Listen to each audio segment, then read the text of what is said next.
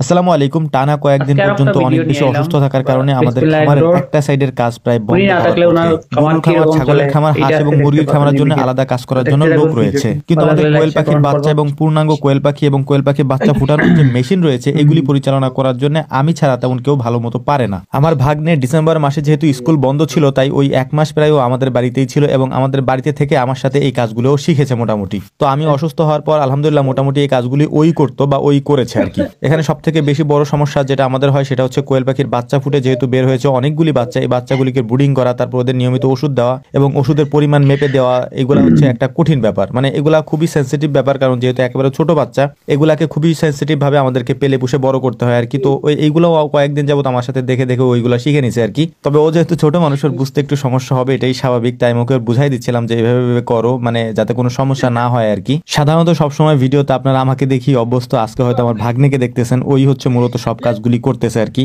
মানে এখানে মেন যে সমস্যা সেটা হচ্ছে ওষুধগুলো ঠিকঠাক মতো দেওয়া আর কি। মানে ওষুধগুলো পরিমাণ মতো দেওয়া থাকলে মোটামুটি আর কোনো সমস্যা হয় না। ঠিক মানে খাবার সবাই দিতে পারে, কিন্তু ওষুধের পরিমাপটা সবাই বোঝে না, তবে ও এটা বোঝে আর কি। মানে ব্রুডিং এর জন্য আমাদের 7 দিন থেকে 8 দিন বা 10 দিন পর্যন্ত যে ওষুধগুলি দেওয়া লাগে ওইগুলো ও দিতে পারে আলহামদুলিল্লাহ। ভালো লাগে তো ওনার দেখতেই ভিডিওতে। পাচ্ছেন যে এখানে কোয়েল পাখিগুলোর ও তো বাচ্চাগুলো অসুস্থ এই কিভাবে কারণে পানির ভিডিও জন্য করতেছিল, কারণ হচ্ছে যে একটু বেলা হয়ে গেছে আস্তে আস্তে বা দিতে দিতে, এই জন্য একটু সমস্যা হচ্ছিল আর কি। সাধারণত খুব সকালে ওদের খাবার পানি এগুলি দেওয়া হয়ে যায় আর আমার কি। তো ভিডিওটা যাই ভালো হোক লাগে লাইক আলহামদুলিল্লাহ শেয়ার ও করবেন হচ্ছে খুব অবশ্যই। সুন্দর করে ওই পানিগুলি দিয়ে দিচ্ছিল। অনেকগুলি পানি দেওয়া লাগে আর ওষুধ দেওয়া যেহেতু পানি দেওয়া লাগে, তাই আস্তে আস্তে করে কাজগুলো করতে হয় এবং ভিতরে নামলে মানে খুব সাবধানে নামতে হয়, বাচ্চাগুলি যেহেতু একেবারে ছোট ছোট। তো ওষুধগুলি দেওয়ার পরে আমাদের ইনকিউবেটরের ভিতরে নিচে হচ্ছে ছোট একটা বাচ্চা ছিল, যে বাচ্চাটা হচ্ছে আমাদের দেশি মুরগিতে মানে বাচ্চা ফুটাইছিল, কিন্তু ওই বাচ্চাটা হচ্ছে ও আর এখন নিয়ে ঘোরে না, তাই হচ্ছে বাচ্চাটাকে নিচে ওই ইনকিউবেটরের ভিতরেই আমরা খাবার দিই গত কয়েকদিন যাবত। যখন এই পুরো বাচ্চা ফুটে বের হবে তখন ওই বাচ্চার সাথে ওইটাকে আমরা বের করে তারপর এই বাচ্চার সাথে মিশাই দিব। তো যাই হোক আলহামদুলিল্লাহ আমাদের এই কাজগুলি করার পর মূল কাজ, যেটা মূল কাজ না এটাই হচ্ছে মূল কাজ, আর বাকি যে কাজগুলি আছে ওইগুলা যে কেউ করতে পারবে। মানে সেগুলো হচ্ছে যে আমাদেরকে যে